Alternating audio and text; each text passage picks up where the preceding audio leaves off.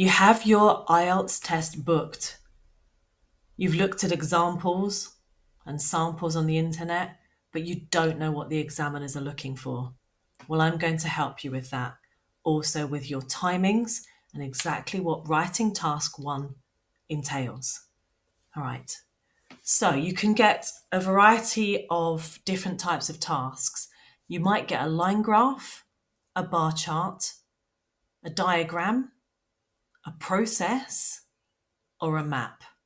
So you need to know the vocabulary for all of these. And in my other videos, you can see the specific vocabulary that you'll need for each of them. And it's slightly different. So have a look at those.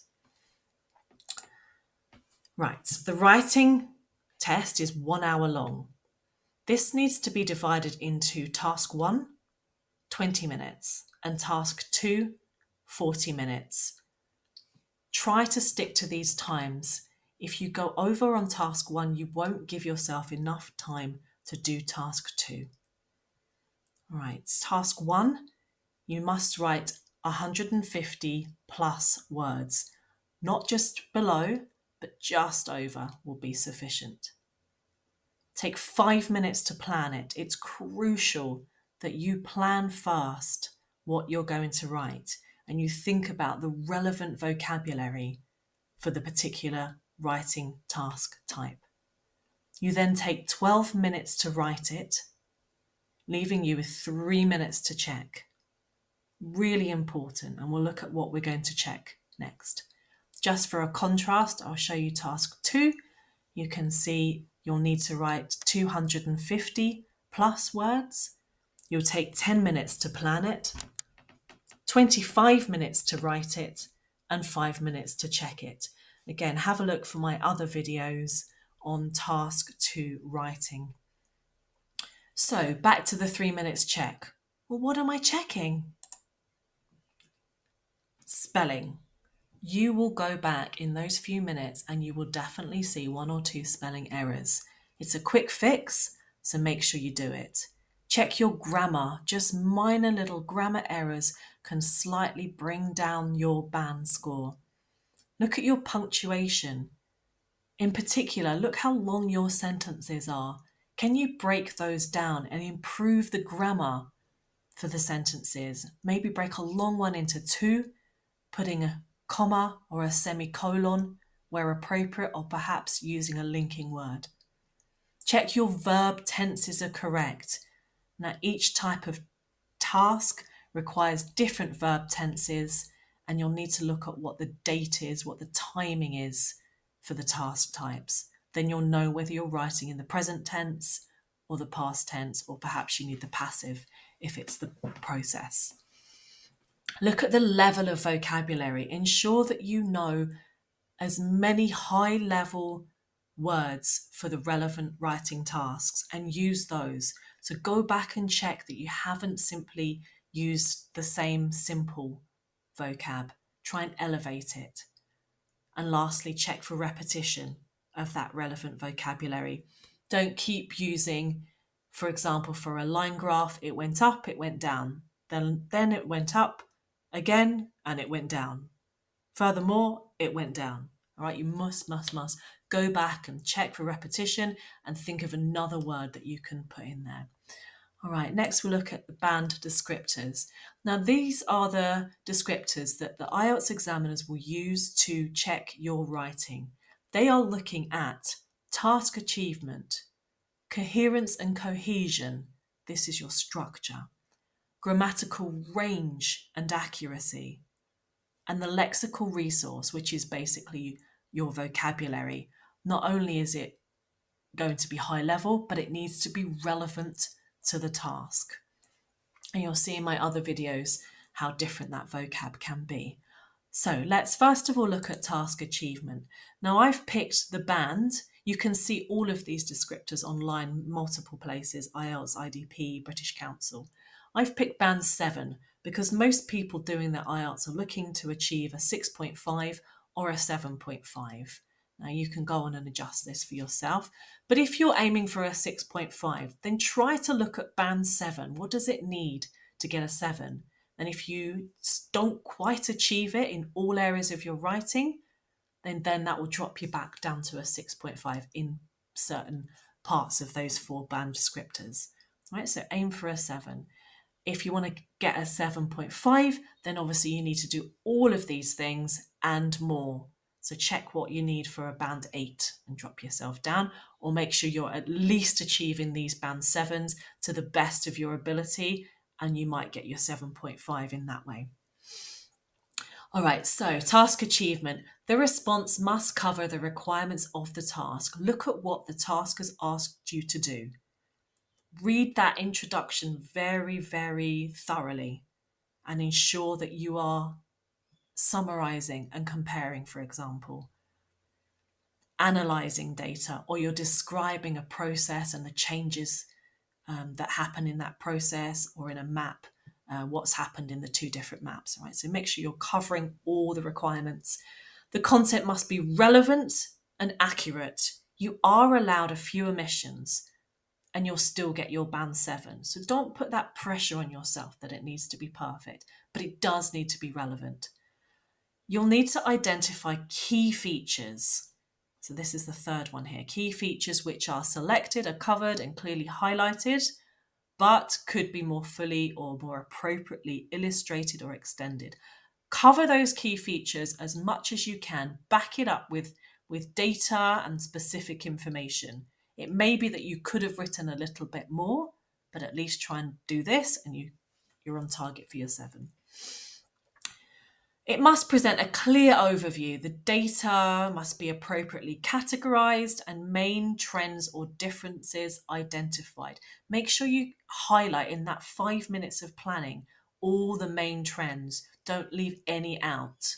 And if you do that in the planning, you should have a comprehensive answer.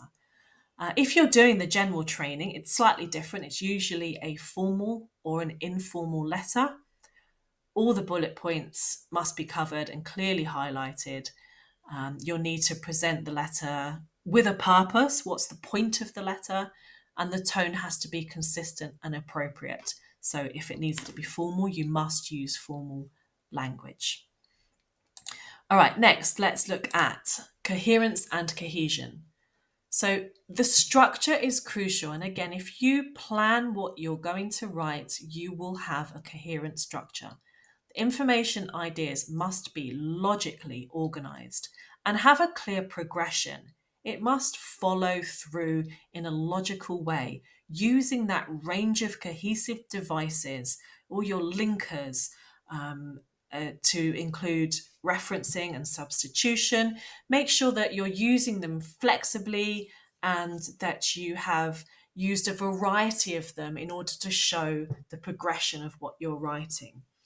Remember, your sequences are crucial in this for that coherent format.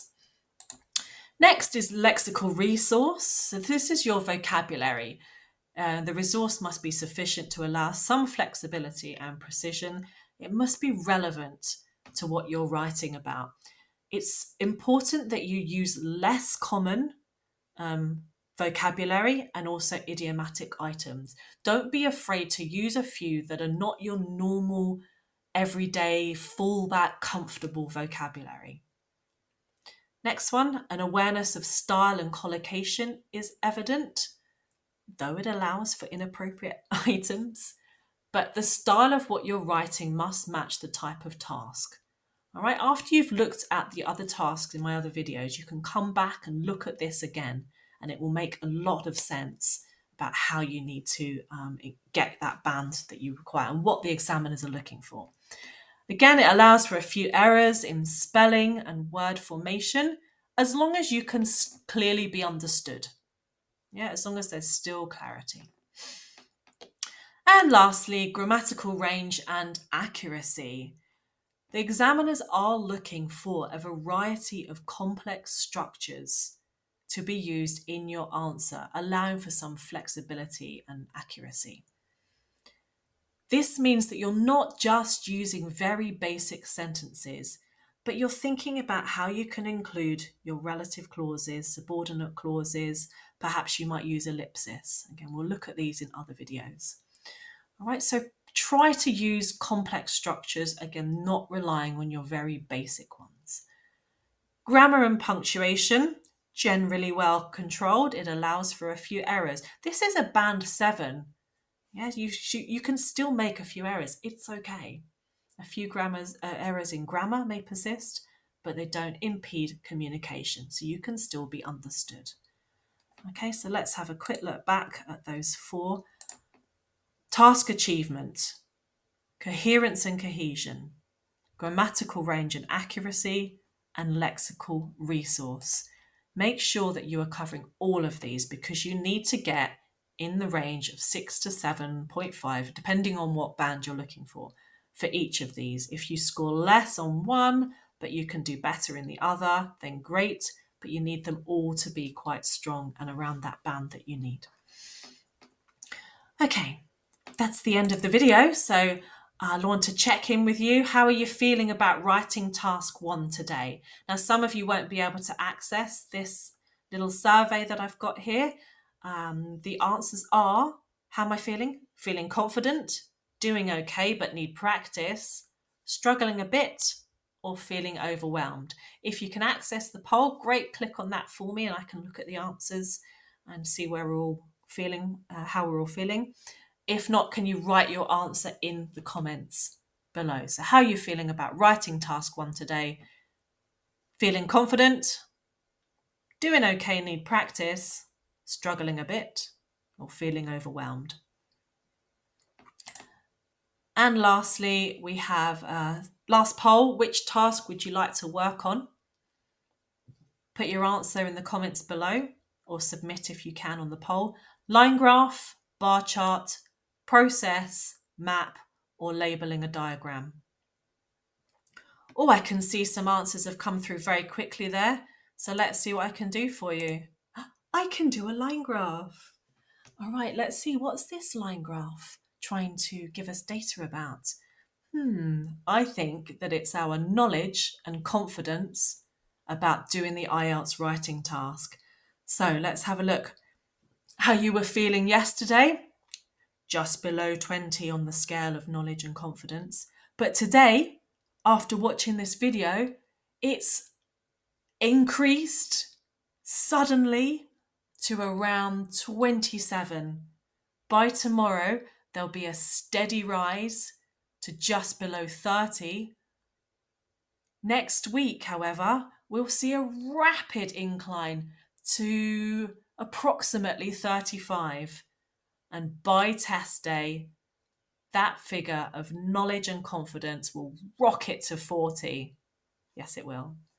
All right, join me on my next video when we'll be looking at line graphs or bar charts or maps, labeling a diagram or a process. You can pick which one you want to have a look at, and then please go back and have a look at this video so you can relate it to the task. Thank you, and subscribe to my YouTube channel so you don't miss any of my videos going up. If you've any particular questions you want to ask me, please drop it into the chat below and I'll answer every single one. Thanks for watching and see you on my Instagram channel or on YouTube.